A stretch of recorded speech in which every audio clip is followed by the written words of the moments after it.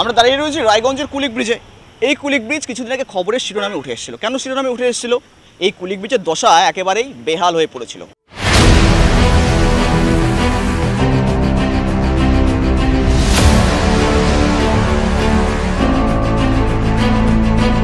অর্থাৎ এই দীর্ঘদিনের ব্রিজ একেবারে বেহাল রাস্তা দাঁড়িয়েছিল। আর সেখানে কখনো টোটো পাল্টি, কখনো বাইক পাল্টি, এবং সেখানে দুর্ঘটনার হাত থেকে ক্রমেই রক্ষা পেয়েছেন এখানকার যাত্রীরা, সাধারণ মানুষ। কিন্তু এই প্রশ্নই কিন্তু উঠেছিল, এই খবরই আমরা সম্প্রচার করি, এবং খবর সম্প্রচার করতে রীতিমতো কিন্তু হুঁশ ফেরে টনক নড়ে ওঠে প্রশাসনের। রীতিমতো প্রশাসন ভাবে সাধারণ মানুষের সমস্যা যদি সমাধান না করতে পারি তবে প্রশাসনের সেই দায়িত্বে থাকা একেবারেই ব্যর্থ।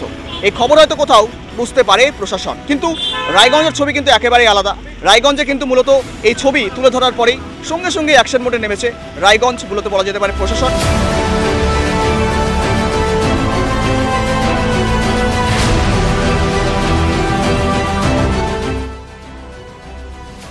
দায়িত্বপ্রাপ্ত কর্মীরা জানিয়েছেন আগামী 4 থেকে 5 দিনের মধ্যে সম্পূর্ণ হয়ে যাবে রাস্তার সংস্কার। ইতিমধ্যেই বড় বড় গর্তগুলি মেরামতের কাজ শুরু হয়েছে, ফলে যাত্রীদের আর ঝুঁকি নিয়ে যাতায়াত করতে হবে না। আজ থেকে শুরু হলো কাজটা। কারা করছে? পিডব্লিউডি দপ্তর করছে। আর কতদিন পর্যন্ত কাজ চলতে পারে? কাজ তো 4-5 দিন চলতে পারে। আচ্ছা, আপনাদের সময়সীমা মোটামুটি 4-5 দিন দেওয়া হয়েছে। হ্যাঁ, 4-5 দিন চলবে।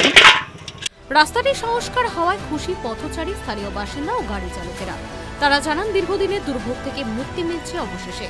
ট্রাইব টিভি বাংলাকে ধন্যবাদ জানিয়েছেন সময় মতো খবর তুলে ধরার জন্য, যার জেরে প্রশাসন দ্রুত ব্যবস্থা নিয়েছে। অসংখ্য ধন্যবাদ। এই রাস্তাটা প্রচণ্ড বেহাল অবস্থা ছিল, তাহলে আপনাদের সহযোগিতা রাস্তাটা উন্নতি হচ্ছে, এর জন্য আপনাদেরকে অসংখ্য ধন্যবাদ। আর রায়গঞ্জ প্রশাসনকে ধন্যবাদ। কান পর্যন্ত কথা পৌঁছতেই রাস্তা মেরামতির কাজ। ক্যামেরায় একেবারেই জয়দেবের সঙ্গে রয়েছি আমি গৌরব, ট্রাইব টিভি বাংলা, রায়গঞ্জ।